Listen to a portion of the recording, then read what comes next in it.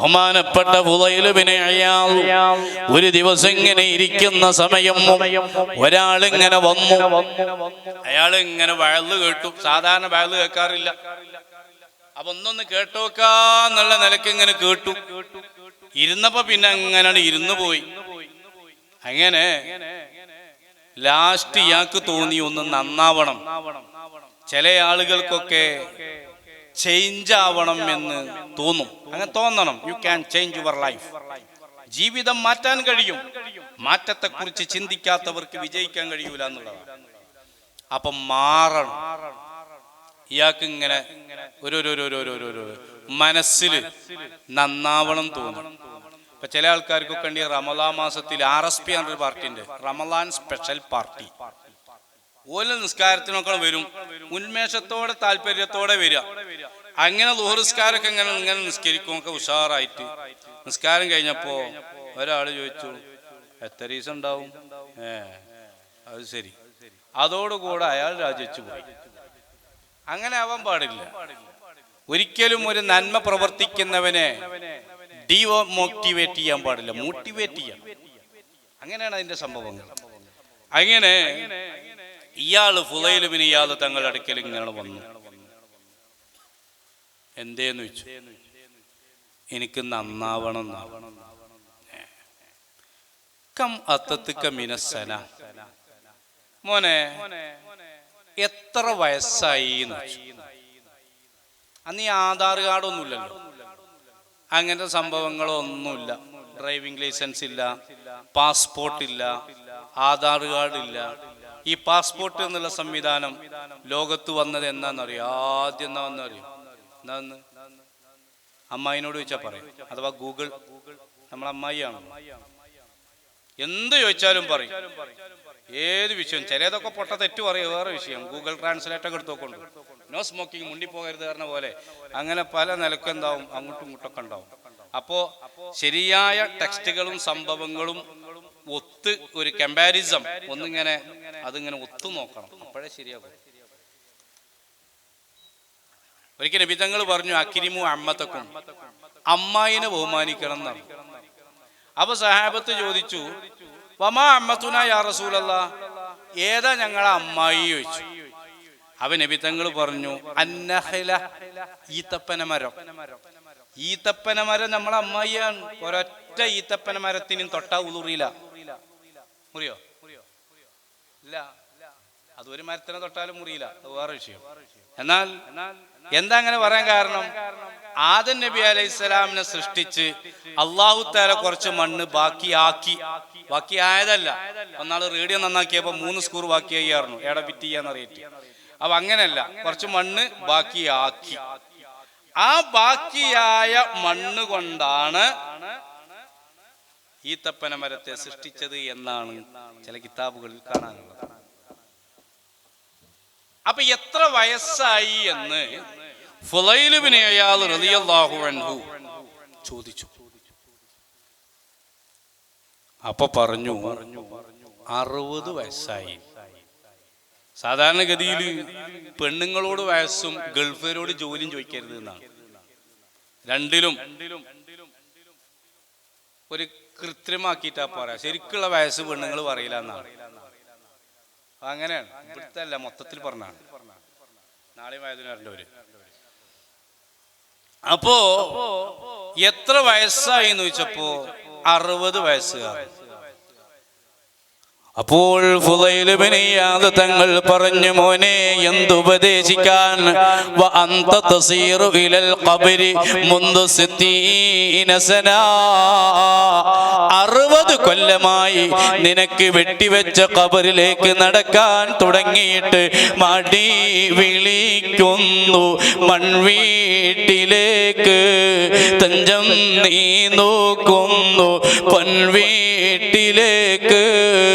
പോകുന്നു നീങ്ങുന്നു കൊല്ലങ്ങളാഴ്ച, നീങ്ങുന്നു ഘടികാരത്തിൻ സൂചി തീർച്ച. നമ്മുടെ ദിവസങ്ങൾ കഴിഞ്ഞു പോവുകയാണ്. കഴിഞ്ഞുപോയ നാളുകൾക്ക് മടക്കമില്ല. കൊഴിഞ്ഞുപോയ ഇന്നലകൾക്ക് തിരിച്ചു വരവില്ല. മുമ്പ് ഇവിടെ വഅളിന് വരുമ്പോൾ ഉണ്ടായിരുന്ന പലരും ഇന്നില്ല. അല്ലാഹുവേ, അവർക്കൊക്കെ മഗ്ഫിറത്ത് നൽകണം അല്ലാ. നമ്മളും പോകും എന്ന് എപ്പോ എപ്പോ പോകും അറിയില്ല. അടുത്ത ബറാഅത്തിന് ഞാൻ ഉണ്ടാകുമെന്ന് നമുക്ക് ഉറപ്പിക്കാൻ കഴിയോ? ഉറപ്പിക്കാം. എങ്ങനെ? യാസീൻ ഓതിക്കണെന്ന് എന്താ? യാസീൻ ഓതിയാലും മരിച്ചലില്ലേ? മരിക്കൂലേ?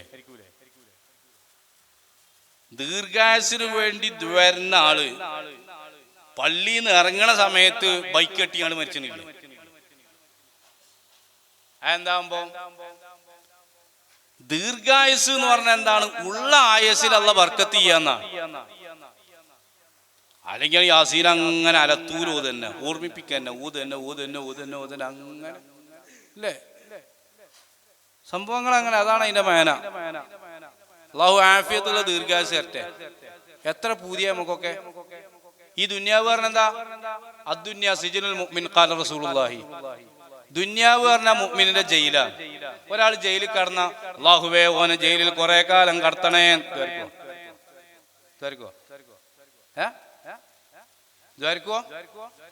ഇല്ല.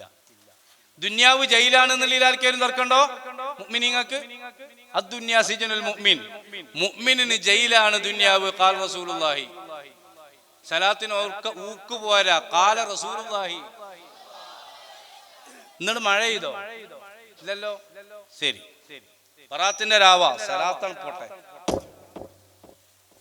അങ്ങനെ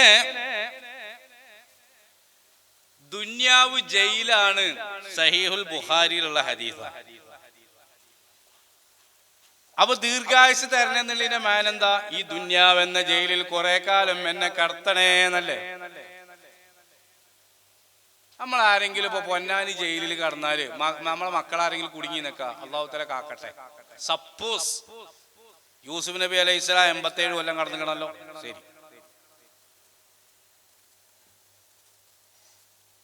ഒരാള് ജയിലിൽ കടന്നാല് കിട്ടാവുന്ന രാഷ്ട്രീയക്കാരും ആൾക്കാരും പിടിച്ചിട്ട് പോയി എങ്ങനെങ്കിലും ഇറക്കാൻ നോക്കൂലേ? അപ്പൊ ഈ ദുനിയാവില് നമ്മളിപ്പോ ദീർഘായുസിന് വരക്കാൻ വേണ്ട, എളുപ്പം മരിച്ചാൻ വേണ്ടി വരക്കാൻ വേണ്ട അല്ലേ? അപ്പൊ അതെന്താ? അത് ഈ ദുനിയാവ് എന്നുള്ളത് സംഭവം ജയിലാണെങ്കിലും ഒരു ജയില് എന്നുള്ള നിലക്ക് ഇവിടെ ചില ഉത്തരവാദിത്തങ്ങളൊക്കെ നിർവഹിക്കാണ്ട് അതിന്റെ വിഷയത്തിന് വേണ്ടിയുള്ള ഇംപ്രൂവ്മെന്റിന് വേണ്ടിയാണ് കുറച്ചുകൂടി എന്ന് പറയാൻ കാരണം ഈ ജയിലിൽ അകപ്പെട്ട് പിന്നെ വേറെ ജയിലും കൂടി ഇവിടെ വേണ്ട എന്നുള്ളതാണ്. അതുകൊണ്ട് മറ്റേതുകൊണ്ടുള്ള ഉദ്ദേശം. ഏതായിരുന്നാലും മോനെ, നിനക്ക് വെട്ടിവെച്ചിട്ടുള്ള ഖബറിലേക്ക് 60 കൊല്ലമായി നടക്കാൻ തുടങ്ങിയിട്ട് ഗർഭാശയം വിട്ടത് മുതൽ സഫറാണ്. അടുത്തുള്ള കേന്ദ്രം സോദര ഖബറാണ്. നമ്മളൊക്കെ വെട്ടിവെച്ച ഖബറിലേക്ക് യാത്ര പോയി കൊണ്ടിരിക്കുകയാണ്. ഈ ഭൗതിക ലോകത്ത് കുടിച്ച വെള്ളത്തിന്റെ കണക്കവിടെ ബോധിപ്പിക്കണം, ശ്വസിച്ച വായുവിന്റെ കണക്കവിടെ ബോധിപ്പിക്കണം. ഒരു ദിവസം 1,23,000 രൂപയുടെ ഓക്സിജൻ അല്ലാഹു നമുക്ക് നൽകുന്നുണ്ടെങ്കിൽ അതിനെക്കുറിച്ച് റബ്ബ് അവിടെ ചോദിക്കുമെന്ന ബോധവും ബോധ്യവും നമുക്കുണ്ടാവണം. ആ ബോധം ആർക്കാണുള്ളതെങ്കിൽ അവരാണ് ബുദ്ധിമാൻ. ഫുളൈൽ ഇബ്നു ഇയാദ് റളിയല്ലാഹു അൻഹു പറഞ്ഞതാണ്. അതുകൊണ്ട് പ്രിയപ്പെട്ട മനുഷ്യ, ഇവിടെ നമ്മൾ അല്ലാഹുവെ കുറിച്ചുള്ള ചിന്തിച്ച് ജീവിക്കണം. അതാണ് ദിക്റുല്ലാഹ്.